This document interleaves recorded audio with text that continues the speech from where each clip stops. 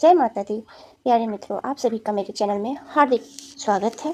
और आज के इस वीडियो में मैं आप सभी को बताऊंगी कि शरद नवरात्रि कब से शुरू होने वाला है। कलश स्थापना पूजा की जो डेट है, शुभ मुहूर्त है, और साथ ही मैं आप सभी को बताऊंगी कि 9 दिन हमें किस तरह से पूजा करना चाहिए और कुछ बहुत ही ज़रूरी उपाय बताऊंगी जिसको करने से बहुत ही अच्छा होगा और माता रानी प्रसन्न हो जाएंगी और आपके सारी मनोकामनाएं पूर्ण होगी।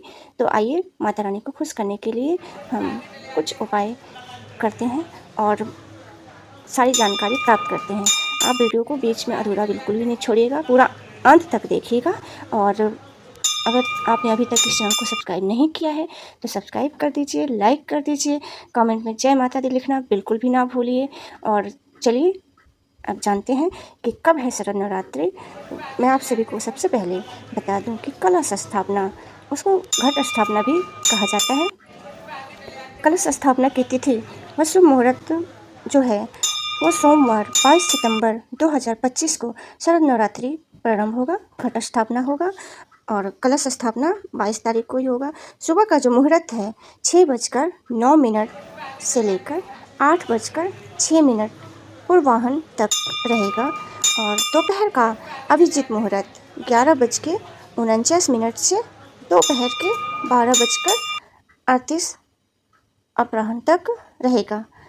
और इन शुभ समयों में घट स्थापना करने से देवी दुर्गा की विशेष कृपा होती है। और जो ये टाइम है इस बीच में ही कोशिश कीजिए कि आप घट स्थापना, कलश स्थापना कर सकें, पूजा कर सकें। और बाकी अगर आपके पास मजबूरी है, समय नहीं है, तो आप थोड़ा सा आगे पीछे कर सकते हैं, लेकिन कोशिश कीजिए कि उसी टाइम में कीजिए। और 9 दिवसीय महत्वपूर्ण जो उपाय है वो मैं आप सभी को कुछ ज़रूरी विशेष टिप्स के साथ बताऊंगी जिनको करने से घर में सुख शांति और समृद्धि बनी रहती है। नवरात्रि के प्रत्येक दिन विशेष शक्ति का संचालन होता है और कुछ जो महत्वपूर्ण और असरदार उपाय मैं बताऊंगी उनको आप करने की कोशिश कीजिएगा और कीजिएगा, बहुत ही अच्छा होता है। स्वच्छता एवं शुभता का प्रारंभ, जो घर होता है उसकी अच्छे से साफ सफाई रखें और गंगाजल या शुद्ध जल से शुद्धिकरण अवश्य करें। गंगाजल अपने घर में हर कोने, हर जगह पे गंगाजल का छिड़काव करें। और कलश संकल्प एवं सजावट जो होती है वो, जैसे कलश स्थापना जब आप करते हैं तो अच्छे से कलश को सजाएं, डेकोरेट करें। कलश में जल, आम के पत्ते और नारियल रखें। कलश को संपूर्ण श्रद्धा से सजाएं। हल्दी, रोली, अक्षत, चावल, फूल, फल, गुड़, सुपारी अर्पित करें और फिर पूजा करें। दीपक एवं मणिदान, दीपक एवं मणिदान का मतलब है कलश के मध्य में घी का दीपक या पंच प्रकाश का दीपक जलाएं, जो 5 मुखी होता है वो दिया जलाएं। और अगर आपके पास नहीं है तो आप 1 मुख वाला भी दिया जला सकते हैं। और इस दिन दान भी करें। भोजन, वस्त्र या धन से जो संभव हो वह परिवार में सुख और शुभता आती है इससे। जैसे कुछ भी आप दान करेंगे तो उससे घर में सुख शांति बनी रहती है। और दुर्गा सप्तशती पाठ व मंत्र जाप 9 दिनों तक दुर्गा सप्तशती का चंडी पाठ नियमित रूप से करें और इन मंत्रों का जाप लाभदायक होता है। वो मंत्र है जो आप 9 दिनों तक लगातार कर सकते हैं। जयंती मंगल काली भद्र काली कपालिनी दुर्गा क्षमा शिवधात्री स्वाहा स्वाहा नमस्तुते। सर्वमंगल मांगल्य शिवे सर्वसाधिके शरण्ये त्र्यंबके गौरी नारायणी नमस्तुते के अनुसार देवी का पूजन करें।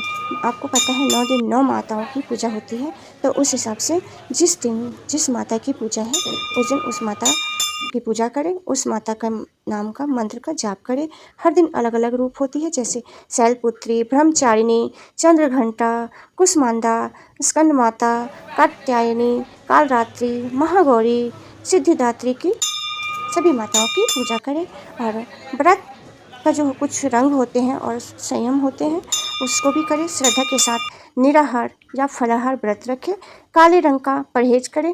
काले रंग वर्जित माना जाता है, तो काले रंग को बिल्कुल भी ना पहने, यह अशुभ होता है। और कन्या पूजन 8वां या 9वां दिन, जैसा भी आप करते हैं आपके यहाँ होता है, उस हिसाब से आप कन्या पूजन करें। नवरात्रि के 8वें या 9वें दिन जो कन्या पूजन करते हैं उनके पैर धोकर भोजन अर्पित करें और उनसे आशीर्वाद लें। और संध्या पूजा, जैसे अष्टमी और नवमी की रात को जो संध्या की पूजा की जाती है वो 17:42 से 18:30 तक विशेष संधि पूजा होती है। उस समय शक्ति की प्राप्ति होती है और सत्य की प्राप्ति के लिए हर समय अत्यंत प्रभावशाली होती है।